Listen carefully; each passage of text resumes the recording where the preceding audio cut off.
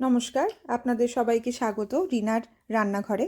আজকে আমরা একটি দেশীয় খাবার গুগলির ঝাল রান্না করে দেখাচ্ছি।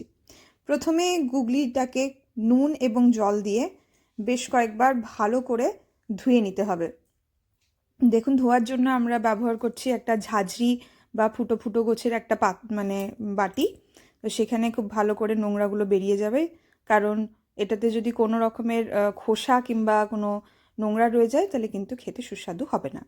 এরপরে আমাদের উপকরণে দেখুন, পেঁয়াজ কাটা আছে, লঙ্কা, সর্ষে পোস্ত বাটা, টমেটো এবং সঙ্গে আছে আমাদের পেঁয়াজ কলি ছোট ছোট করে কেটে নিয়ে।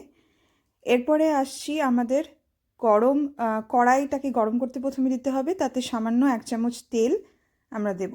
তেলটা বেশ খানিকক্ষণ গরম হয়ে যাবার পর তাতে আমরা ধুয়ে রাখা জল ঝরিয়ে রাখা গুগলি দিয়ে দেব। গুগলিটাকে ভেজে নিতে হবে, খুব বেশি ভাজলেও চলবে না, খুব বেশি ভাজা হয়ে গেলে গুগলি চিমড় হয়ে যাবে। তো এই গুগলিটাকে হালকা আঁচে খানিকক্ষণ দিয়ে রাখতে হবে।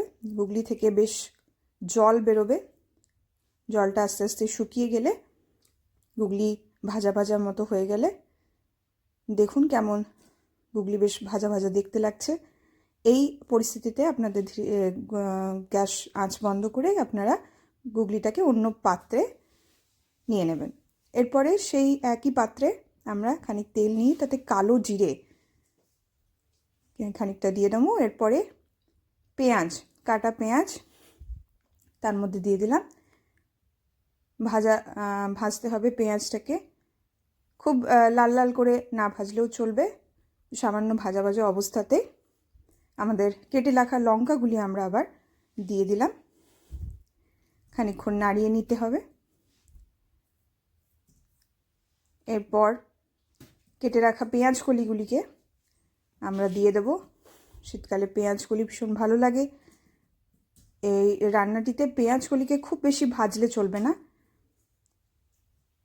পেঁয়াজ কলিগুলি যেন বেশ জাগা জাগা অবস্থায় থাকে। তার মধ্যে আমরা দিয়ে দেবো আমাদের ভেজে রাখা গুগলিকে।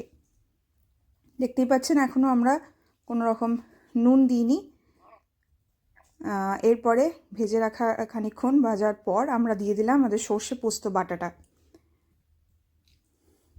ছোট পাত্রে যেটা আমরা রেখেছিলাম দিয়ে দেওয়ার পর এরপরে আমরা দেব আমাদের কেটে রাখা 2টো টমেটো আমরা কেটে রেখেছিলাম, সেই টমেটোকে আমরা দিয়ে দিলাম আমাদের পাত্রে।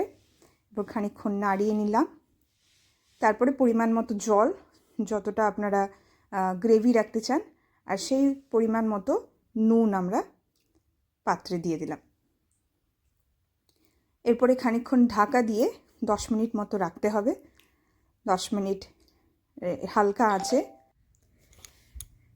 এরপর দেখুন আমাদের মাখা মাখা অবস্থায় এসে গেছে আমাদের গ্রেভিটা, কত সুন্দর দেখতে লাগছে, অলমোস্ট তৈরি হয়ে গেছে গুগলির ঝাল। এটি একটি দেশীয় খাবার, খেতে যেমন সুস্বাদু তেমনি খুব সুন্দর।